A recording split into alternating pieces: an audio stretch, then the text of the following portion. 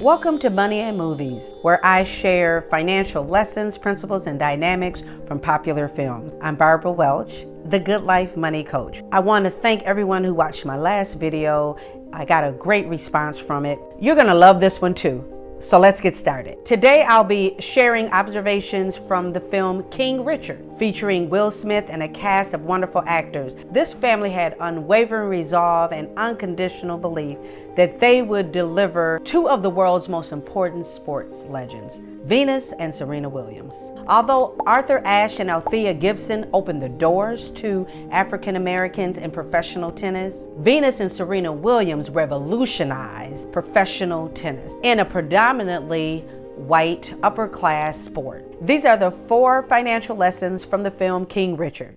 Lesson number 1, have a written plan. You may have heard the saying, write the vision, make it plain. Throughout the film, as he went around from potential coach to potential coach, he let them know that he had a 78-page plan he had written even before Venus and Serena were born. And what it did for him was act as a guide as he diligently worked, because this was not something that happened overnight. That plan was a guide. It gave him assurance. It was something he could focus on to reach the goal, to see his daughters become all they could be in this arena. Also, I want to mention that although he had the 78-page plan for Venus and Serena, Richard Williams and Brandy, his wife, they wanted all their daughters to be educated and prepared to lead successful lives. That's what I really love about this couple. The values that they had as a family and as a couple and as African Americans. This was not a financial plan, but it works the same way when it comes to finances. You can find more about that in my workbook, The Good Life Money Mindset, 8 Principles for Living the Good Life. You can find the link in my description. Lesson number 2, practice discipline. Not only did Richard practice discipline, but he taught his children to practice discipline too. This is some good information. Make sure you're getting this down. Discipline is controlling one's own behavior for a specific outcome or goal, using self-control, motivation, persistence, and goals. Exactly what Richard Williams did as it related to his daughters reaching this ultimate goal. Richard demonstrated that when you have discipline, you're able to focus on the task no matter the circumstances. And he demonstrated this throughout the film. Literally, we talk about, no matter if we get knocked down. No, he literally, physically got knocked down several times during the film. And remember, this was a true story. And this man had to collect himself. He demonstrated the power of discipline, and it's so necessary if we want to succeed financially. Richard Williams was a living, walking example of what discipline looks like in this film.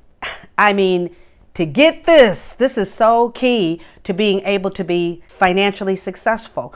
He honored his word. He was so responsible, and he was so focused, and he was patient, but he was actively patient. And although the movie just takes place in a couple hours, imagine that this was over years and years, week after week, month after month.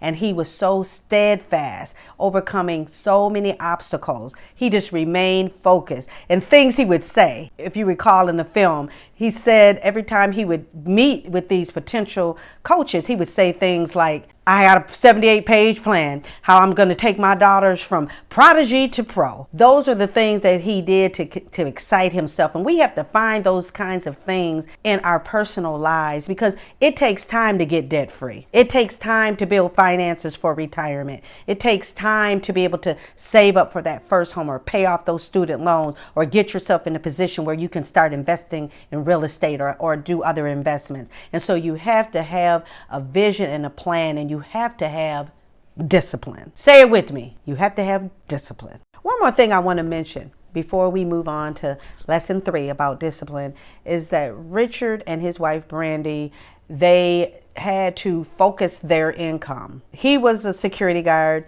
She worked in the medical field, believe as a nurse. And they had to focus those resources to do the best they could with what they had. And that takes a lot of discipline. It's not easy. Lesson number 3, have a financially free mindset. Richard operated with this mindset. Having a financially free mindset is being free or unobstructed by self-defeating behaviors and patterns such as imposter syndrome, worry, and social comparison. So let's unpack these a little bit, because this is really important. I purposely said financially free mindset instead of a mindset of financial freedom, because immediately individuals go to this idea that all is well. You have more than enough income and life is wonderful. But this is about having the mindset that gets you there. And Richard Williams really demonstrated this type of a financially free mindset, because although he was not financially independent, he was not a wealthy individual, he was free in his mind, and it allowed him to be able to attract the finances that he desired for himself and his family. I want to talk about these 3 self-defeating behaviors and patterns. Number 1, imposter syndrome. So this is when you believe you're not enough and that others see you as a fraud. And we saw Richard Williams demonstrate this throughout the film. He spoke and acted upon what he believed. It all starts in the mind. Number 2, worry. Worry only leads to stress, anxiety, and fear-based financial decisions. And Richard did not have time to worry. So he did not have the stress or this anxiety. And that allowed him to think clearly, because physiologically, when we are stressed, we are not able to make good decisions because of chemicals that are released in our brain and that inhibit our ability to focus and to think clearly. And he was so focused on the ultimate goal of seeing his girls become these renowned tennis players that he had no time to worry. And number 3, social comparison. So this is spending money based on others' expectation, based on what society may think, or your friends or family may think, impressing others with your finances, and when it doesn't align with what your goals are. And Richard and his wife, Brandy, they focus all their resources. You saw throughout the film, he showed up to every meeting dressed in athletic attire, and they lived in a very simple home with 2 bedrooms. You saw the 2 sets of bunk beds for the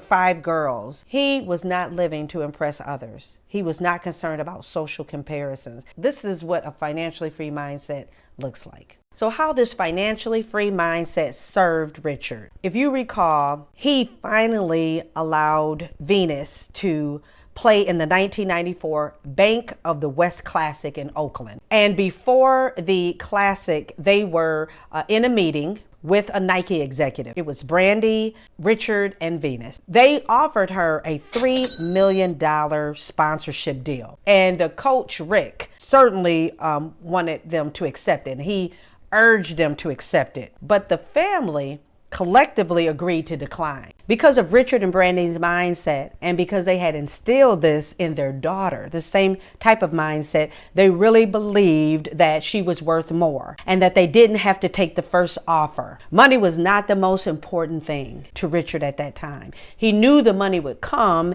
if he did things according to the plan. And what was most important for him was to instill this mindset. So education was important to him, as well as both Venus and Serena learning the sport and enjoying their life. He wanted them to be not only successful, but he wanted them to be happy and healthy as well. This was a great lesson in the film. What Richard understood is that his daughter's character was most important. There's a saying that your gift will bring you before great men, and you don't want more fame or fortune or power than your character can help you keep. And Richard was right. Venus signed a 5-year, $12 million deal that same year with Reebok. And today her net worth is $95 million, according to Forbes. And her sister Serena is no different, with a net worth of $290 million. And finally, lesson number 4, which is a bit of a bonus: be creative. Writing a 78-page plan about his children before they were even born takes lots of imagination and lots of original ideas, especially for a vision this extraordinary. His vision unleashed his creative energy and his discipline fueled it. Others observed it. We heard comments like, "You're incredible with your limited resources." One great example that stood out in the film about creativity is when Rick Mackey, the trainer, came to their home with his standard agreement. It would allow Serena and Venus to go to Florida, and it included their housing, room and board, education, etc. And then Richard turned around and had his daughter, who is to be the future attorney, present their standard agreement, which would include everything that Rick Mackey offered Serena and Venus for the entire family, including a mobile home. This was creativity at its best. Richard knew the outcome he wanted for his family, and he was undaunted by the way things were normally accomplished in the world of tennis. He stepped outside the box, he presented a different option, and it worked. What we can all learn from this is how to step outside the box, regardless of how things are normally done, and at least present an alternative idea as we work towards accomplishing our financial goals. Well, that wraps up the 4 lessons from the film King Richard. Thanks so much for the comments. I've read them, and I know there was a suggestion to cover the classics, so I will look to select one of the classic films and pull out some financial gems and share them with everyone. This week, share in the comments one financial goal you have and how you're going to start working to accomplish that. I'd love to hear from you. And remember, it's your life. Make it good.